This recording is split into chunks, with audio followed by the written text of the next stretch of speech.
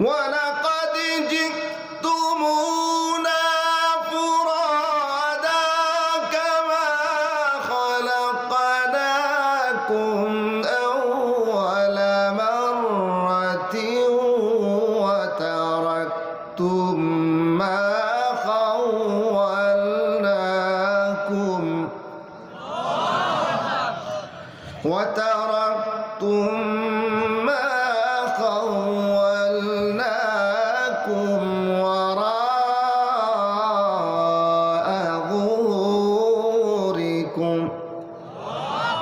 ফালাকাদ জিতুমুনা ফুরাদা, আমার কাছে আসছো তোমরা একা একা।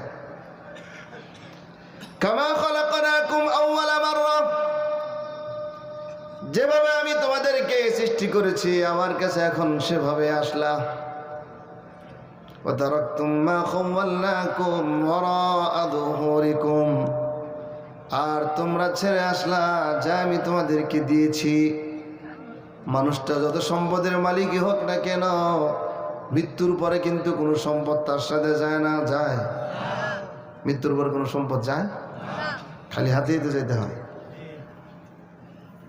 ধনী মানুষ হোক আর গরিব মানুষ হোক, কবরের জায়গার বরাদ্দ কিন্তু সমান। কাফনের কাপড়ের বরাদ্দ সমান।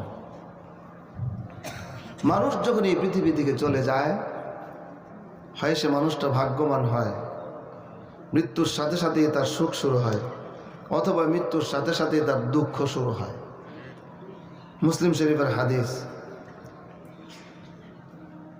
আবু কাতাদা ইবনে রবিঈল আনসারী রাদিয়াল্লাহু তাআলা আনহু তিনি হাদিসটি বর্ণনা করেছেন, আন্না রাসূলুল্লাহ সাল্লাল্লাহু আলাইহি ওয়াসাল্লাম মুররা আলাইহি বিজানাজাতিন, একবার রাসূলুল্লাহ সাল্লাল্লাহু আলাইহি ওয়াসাল্লামের পাশ দিয়ে একটা লাশ নিয়ে যাওয়া হচ্ছে, জানাজা নিয়ে যাওয়া হচ্ছে। আল্লাহর রাসূল বললেন, মুস্তারিহু ওয়া মুস্তারাহুন মিনহু, সে শান্তি পেল অথবা তার থেকে অন্যরা শান্তি পেল। সাহাবায়ে কেরাম জিজ্ঞেস করলেন, ইয়া রাসূলুল্লাহ মাল মুস্তারিহু ওয়াল মুস্তারাহু মিনহু, সে শান্তি পেল আর তার থেকে অন্যরা শান্তি পেল, এর মানে কি বুঝলাম না। আল্লাহর নবী বলেন, আব্দুল মুমিন ইয়াস্তারিহু মিন নাসাবিদ দুনিয়া ওয়া আদাহা ইলা রাহমাতিল্লাহ, মুমিন নেককার ব্যক্তি যখন মরে যায় তখন সে এই দুনিয়ার দুঃখ কষ্ট থেকে মুক্তি পেয়ে আল্লাহর রহমতে শান্তি লাভ করে। মুমিন ব্যক্তি যখন মরে যায়, দুনিয়ার সমস্ত কষ্ট মরার সাথে সাথে শেষ। তার আর নামাজেরও কষ্ট নেই, রোজার কষ্ট নেই, আমলের কষ্ট নেই। এই পৃথিবীতে দিন প্রতিষ্ঠার জন্য যে কষ্ট করতে হয় সেই কষ্ট তার নাই। অন্যদের থেকেও কোনো কষ্ট নাই, খানার কষ্ট নাই, শীতের কষ্ট নাই, গরমের কষ্ট নাই, সব কষ্ট শেষ। আল্লাহর রহমতে শান্তিপ্রাপ্ত হয়ে যায়। ওয়ালা আব্দুল ফাজির, আর গুনাহগার ব্যক্তি যখন মরে যায়, ইস্তারিহু মিনহু ইবাদু ওয়াল বিলাদু ওয়াশ শাজারু ওয়াদ দাওয়াব, গুনাহগার ব্যক্তি যখন মরে যায় তার আচার আচরণ থেকে মুক্তি পেয়ে যায় দেশের মানুষেরা, মুক্তি পেয়ে যায় দেশ, গাছগাছালি, পাক পাকালি, জীবজন্তু সবাই বেঁচে যায়। ধরেন এলাকার মধ্যে যদি একটা নাম্বার ওয়ান চোর থাকে, একটা ডাকাত থাকে, মানুষকে কষ্ট দেয়, এই প্রকৃতির কোনো লোক থাকে, এই লোকটা যখন মরে যায়, এই লোকটা মরে গিয়ে তার অশান্তি শুরু হয়ে যায়, আর মরে যাওয়ার কারণে এলাকার মানুষগুলো শান্তি পায়। কথা ঠিক কিনা? এলাকার মানুষ শান্তি পায়। আর ভালো মানুষ যখন চলে যায় তখন সে শান্তিতে চলে যায়। আচ্ছা আচ্ছা, ঠিক আছে ঠিক আছে। দুরূদ পড়েন, আল্লাহুম্মা সাল্লি আলা মুহাম্মদ। আরো আস্তে, আল্লাহুম্মা সাল্লি আলা মুহাম্মদ। আপনারা মনে করেন না যে আপনাদেরকে নিয়ে লম্বা সময় আলোচনা করব, একটু সময় আলোচনা করব। এতে যদি আপনারা জবাব না দেন, কথা না বলেন, তাহলে আমি বুঝবো আপনারা নারাজ হয়ে আছেন, আপনারা আলোচনা শুনতে রাজি না। তাহলে তাহলে জবাব দিতে হবে। দিবেন তো ইনশাল্লাহ? ইনশাল্লাহ দিবেন? তাহলে একটু জোরে কন্ত দেখি আলহামদুলিল্লাহ। টেস্ট হয়ে গেছে আমার, আপনার রাজি আছে ইনশাআল্লাহ। মুমিন ব্যক্তি দুনিয়া থেকে চলে যাওয়ার পর থেকে তার শান্তির জীবন শুরু হয়ে যায়। মানুষেরা ওর জন্য আফসোস করে, আরে এমন একটা ভালো মানুষ চলে গেল। কিন্তু সমাজের খারাপ প্রকৃতির লোক যখন সমাজ থেকে চলে যায়, মানুষেরা শান্তি পায়, তার অশান্তি শুরু হয়ে যায়।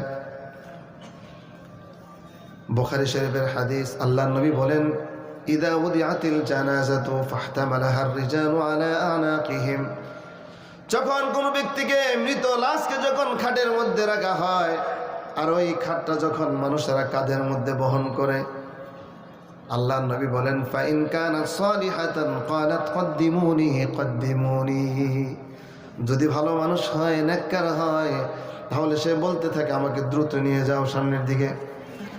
ওয়াইন কানাত গায়রা সালিহাতিন ক্বালাত ইয়া ওয়াইলাহা আনতা আইনা তাযহাবুনা বিহা, হায়রে দুর্ভোগ, তোমরা আমাকে কোথায় নিয়ে যাচ্ছ, হায়রে দুর্ভোগ, তোমরা আমাকে কোথায় নিয়ে যাচ্ছ। ভালো মানুষ যদি হয় তাহলে কি বলে, দ্রুত নিয়ে যাও। খারাপ মানুষ হইলে হায়রে আমার কি হল। বারা ইবনে আযিব রাদিয়াল্লাহু তাআলা আনহু বলেন, একবার রাসূলুল্লাহ সাল্লাল্লাহু আলাইহি ওয়াসাল্লামের সাথে এক আনসার সাহাবীর জানাজায় গেছি। বলেন তো আনসার সাহাবী মানে কি, বুঝেন কি না? বলেন কি আনসার সাহাবী? সাহায্যকারী সাহাবী, ওনারা মদিনার সাহাবী। আর হচ্ছে মুহাজির সাহাবী, ওনারা মক্কার সাহাবী। আনসার সাহাবীর জানাজায় গেছেন, তখনও কবর শেষ হয় নাই, কবরের কাজ চলতেছে। বারা ইবনে আযিব রাদিয়াল্লাহু তাআলা আনহু বলেন, নবী আলাইহিস সালাম বসে গেলেন, আমরাও তার চতুর্দিকে বসে গেলাম। অবস্থাটা এমন কিংপতং নীরবতা, যেন মনে হয় মাথার উপরে কোনো পাখি বসে আছে। আল্লাহর নবীর হাতে একটা কাঠি, ওই কাঠি দিয়ে জমিনের মধ্যে দাগ দিতেছে। একবার আকাশের দিকে তাকায়, জমিনের দিকে তাকায়, আকাশের দিকে তাকিয়ে বলতেছেন, ইস্তাঈযু বিল্লাহি মিন আযাবিল কবর, তোমরা কবরের আযাব থেকে আল্লাহর কাছে পানাহ চাও। আপনারা কবরের আযাব থেকে আল্লাহর কাছে পানাহ চান? আজকে চাইছেন কয়জনে? হাত উঠান তো, হাত নামান। কিভাবে চাইছেন বলেন? আমি বলছি আজকে চাইছেন কিনা? সারাদিনের মধ্যে চাইছেন? কিভাবে চাইছেন বলেন, যে কেউ বলতে পারে কিনা দোয়াটা? বলেন বলেন, এই যে এই কালো টুপিওয়ালা ভাই, বলেন বলেন, দোয়া বলেন।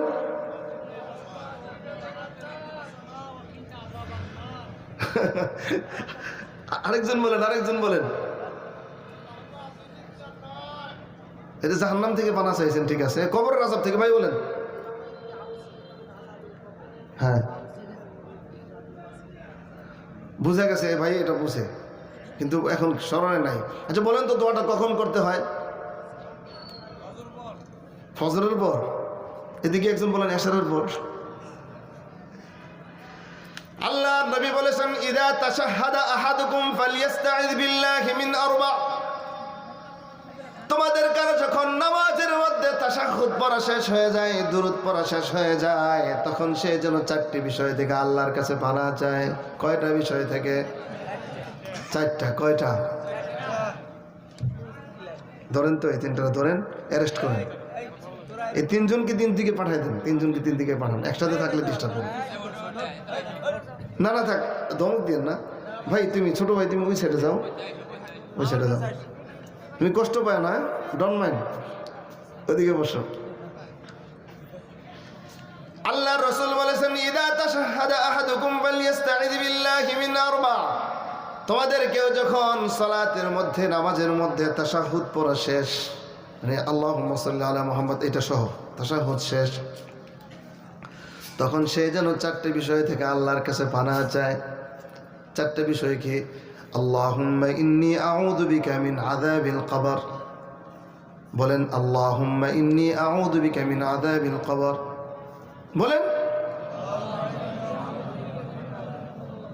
ওয়া মিন আযাবি জাহান্নাম ওয়া মিন ফিতনাতিল মাহইয়া ওয়াল মামাত ওয়া মিন শাররি ফিতনাতিল মাসিহিদ দাজ্জাল আচ্ছা, বাকি তিনটা যদি মুখস্থ নাও করতে পারেন, একটু অন্তত মুখস্থ করেন। আল্লাহুম্মা ইন্নী আউযু বিকা মিন আযাবিল কবর। বিষয় হচ্ছে আমরা যেহেতু আরবি দোয়া কম পারি, তো আমরা একটা দোয়াই জানি, আল্লাহুম্মা ইন্নী যালামতু নাফসি যুলমান কাসীরান ওয়া লা ইয়াগফিরুয যুনুবা ইল্লা আনত ফাগফির লি মাগফিরাতাম মিন ইনদিকা ওয়ারহামনি ইন্নাকা আনতাল গফুরুর রহিম। এর বাইরে আমরা কিছু জানি না। আরও দোয়া আছে, আপনি এটা ফরজ নামাজে পড়তে পারেন, নফল নামাজে, তাহাজ্জুদ নামাজে, সুন্নত নামাজে আপনি এই দোয়াটাও করতে পারেন। আল্লাহুম্মা ইন্নী আউযু বিকা মিন আযাবি জাহান্নাম ওয়া মিন আযাবিল কবর ওয়া মিন ফিতনাতিল মাহইয়া ওয়াল মামাত ওয়া মিন শাররি ফিতনাতিল মাসীহিদ দাজ্জাল। আচ্ছা, বাদ দেন, তখনও যদি না পারেন, যে কোনো মুহূর্তে আল্লাহর কাছে এই দোয়াটা করবেন, আল্লাহ কবরের আযাব থেকে আপনার কাছে আশ্রয় চাই। এই নির্দেশনা কার? এই বাংলাটা তো পারবেন? আল্লাহ বাংলা বুঝে কি বুঝেন না? বাস বাংলাই করবেন, সমস্যা নাই। বলবেন, আল্লাহ কবরের আযাব থেকে তোমার কাছে পানাহ চাই। মানুষ যখন মৃত্যু সময়ে চলে আসে, তখনই আল্লাহ নবী বলতেছেন, ইন্নাল আবদাল মুমিন ইযা কানা ফি ইনকিতা'ইন মিনাদ দুনিয়া ওয়া ইকবালিন মিনাল আখিরাহ। মুমিন ব্যক্তির জীবন যখন ফুরিয়ে যায়, জীবন শেষ, পরকালে জীবন শুরু হয়ে যাবে, নাযালা ইলাইহি মালাইকাতুন বিদুল ওয়ুজুহ কান্না আলা ওয়ুজুহিহিম আশ-শামস মা'হুম হানুতুম মিন হানুতিল জান্নাহ ওয়া কাফান মিন আকফানিল জান্নাহ। আসমান থেকে ফেরেশতারা নেমে আসে, তার দৃষ্টিসীমা পর্যন্ত ফেরেশতারা বসে যায়। এরপরে মালাকুল মাউত তার মাথার কাছে চলে আসে। মৃত্যুর সময় ফেরেশতা আসে কয়জন বলেন? একজন। এই ওয়াজটা মাত্র করলাম, এখনই ভুলে গেছেন। 4 জন। কয়জন বলেন? আপনারা তো একতলাপ লেগে গেছেন, কেউ বলে একজন, কেউ বলে 4 জন। বলেন দেখি আর কে আছেন? মৃত্যুর সময় ফেরেশতা কয়জন আসে? 4 জন। 4 জনের নাম কি? নাম সহ মাশাআল্লাহ, বাচ্চাটা ভালো, তার নলেজ আছে, তবে এটা ভুল নলেজ। মালাকুল মাউত, যাকে আজরাইল আলাইহিস সালাম আমরা বলি, এটা হাদিসের ভাষায়, কোরআনের ভাষায় কোনো আজরাইল নাম নাই। মালাকুল মাউত কোরআনের ভাষায় কি? কুল ইয়াতাওয়াফাকুম মালাকুল মাউতিল্লাযী উকিলা বিকুম।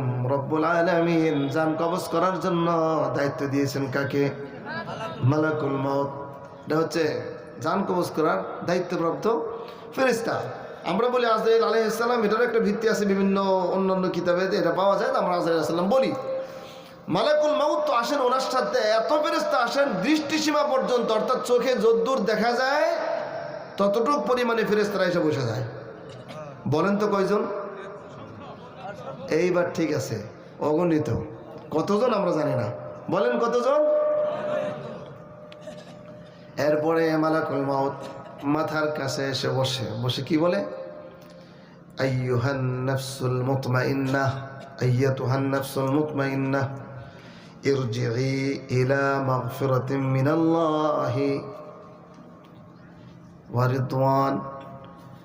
ইরজিই ইলা মাগফিরাতিন মিনাল্লাহ।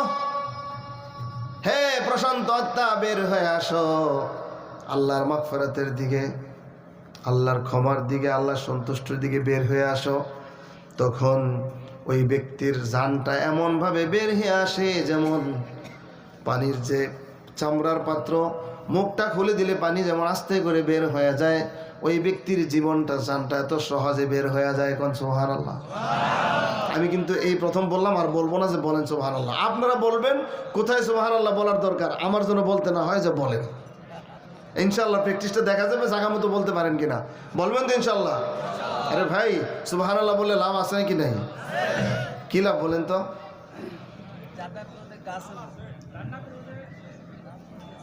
ইব্রাহিম আলাইহিস সালামের সাথে আমাদের নবীর সাক্ষাৎ হয়েছে আসমানের উপরে। কোথায় ভাই? আসমানের উপরে।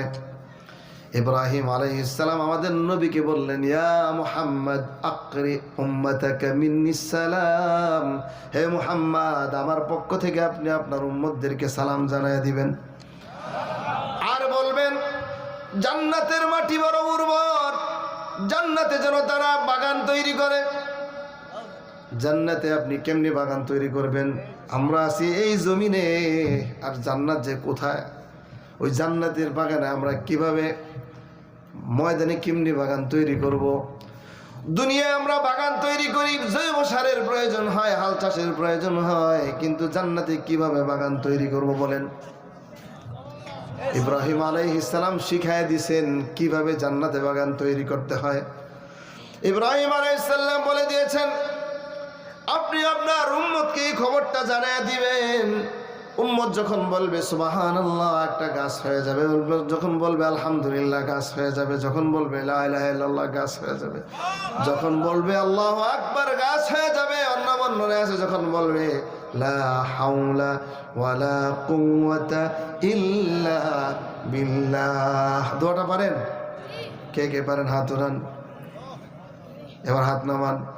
অর্থ পারেন কে কে হাত উঠান। ইয়া সালাম, এটা কোন কথা? সবাই জানেন, একজন অর্থ জানেন না। জানবেন? জানবেন অর্থটা কি? লা হাওলা মানে হচ্ছে কোনো উপায় নাই।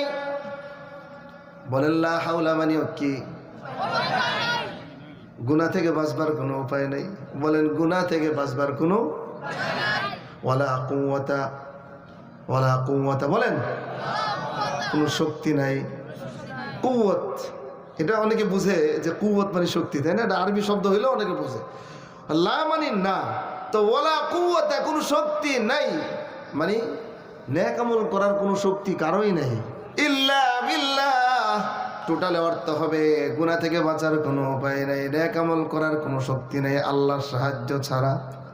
বলেন গুনাহ থেকে বাঁচার কোনো উপায় নাই, নেক আমল করার কোনো শক্তি নাই আল্লাহর সাহায্য। এই জিকির যে করবে আর অর্থ যে জানবে সে কোনোদিন অহংকারী হবে না। দেখবেন কিছু মানুষ আছে কয়েক ওয়াক্ত নামাজ পড়ার পরেই অহংকারী হয়ে যায়। শয়তানিটারে দুইটা অহংকারী বানাইলে যে দেখ সবাই ঘুমায় আর তুই একা একা ফজরের নামাজটা মসজিদে পড়তেছো, তুমি কত বড় বুজুর্গ হয়ে গেছো। শয়তান চাবি মারে। এদিকে আমরা বলবো লা কুওয়াতা ইল্লা বিল্লাহ, আল্লাহ আমাকে সাহায্য করেছেন, তৌফিক দিয়েছেন, এই জন্য আমি মসজিদে আসতে পেরেছি। ওদেরকে তৌফিক আল্লাহ দেয় নাই, আসতে পারে নাই, আমার কোনো শক্তি নাই। আবার কেউ কেউ তাহাজ্জুদ নামাজ পড়ে, তাহাজ্জুদ নামাজ পড়ার পরে সকালবেলা চাই স্টলে বসে বসে বলতে থাকে যে মশা অনেক। যে কেমনে বুঝলেন এত মশা? মসজিদে গেছিলাম রাত্রে 3টা বাজে, অনেক মশাই কামড়াইছে। যে 3টায় গেলেন কেন? বলে কিছু তাহাজ্জুদ নামাজ পড়ছি। বুঝেন নাই? একটু খবরটা জানাই দিল যে একজন তাহাজ্জুদ পড়ে হয়েছে একজন। আল্লামা ইবনুল কাইয়িম বলেন, এক ব্যক্তি সারা রাত্রি তাহাজ্জুদের সালাত আদায় করেছেন, ফজরের নামাজ পড়ার পরে সে ভাবতেছে ভালো নেক আমল করে ফেলছি। একটু অহংকার ভাব চলে আসছে ভিতরে যে আমি তো আল্লাহর হক ভালো আদায় করে দিছি। আরেক ব্যক্তি ঘুমাইছে, মোবাইলে অ্যালার্ম দিয়ে রাখছে, কিন্তু উঠতে পারে নাই, উঠতে পারে নাই।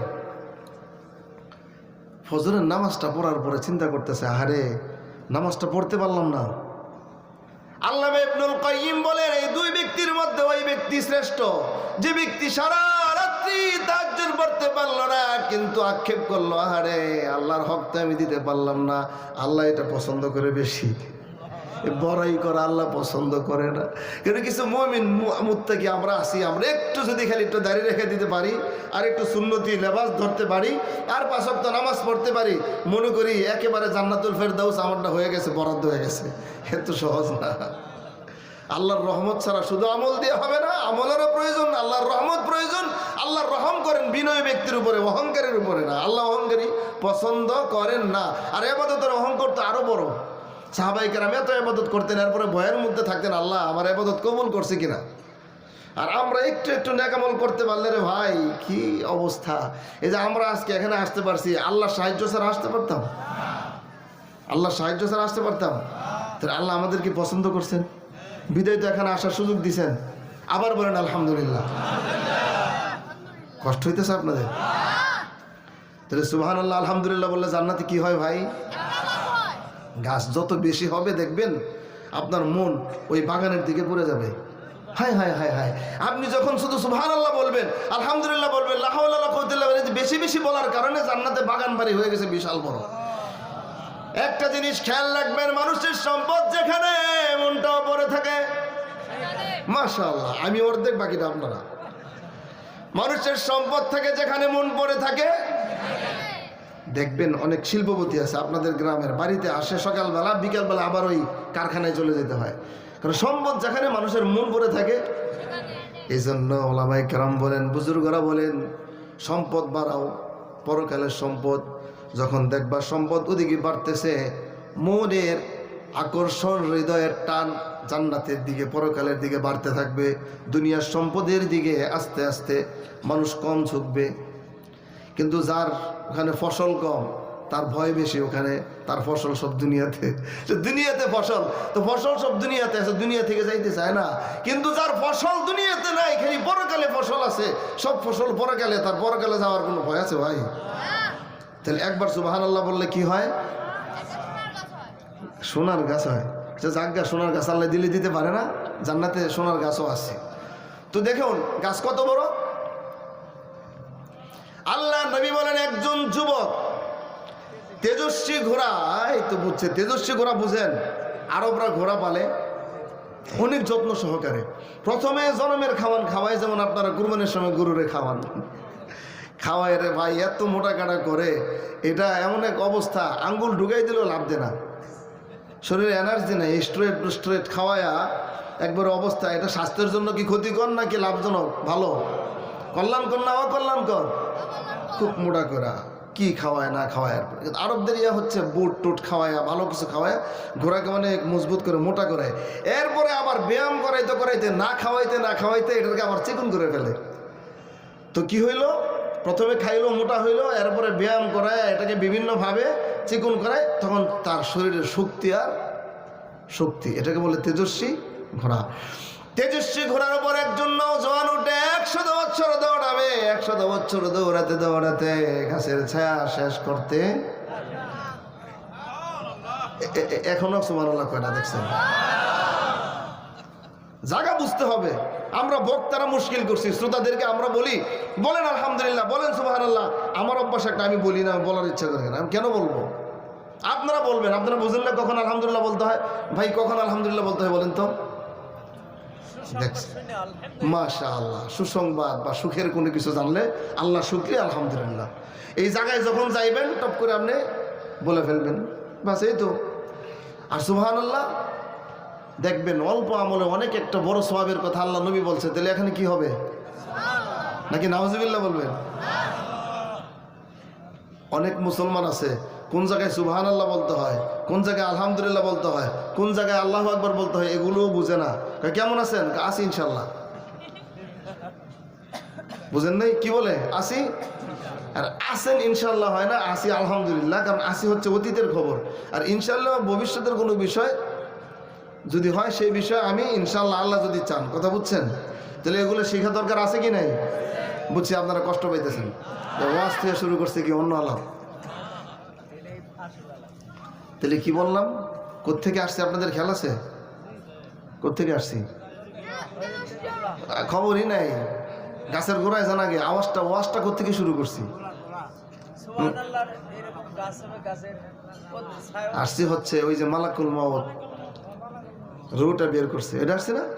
দেখেন আল্লাহ তাআলা কি বলতেছেন, আল্লাযীনা তাতাওয়াফাহুমুল মালাঈকাতু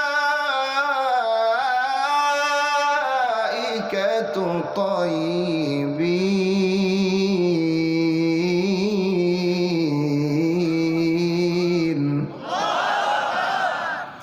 ইয়াকুলুনা সালামুন আলাইকুম উদখুলুল জান্নাতা বিমা কুনতুম তা'মালুন।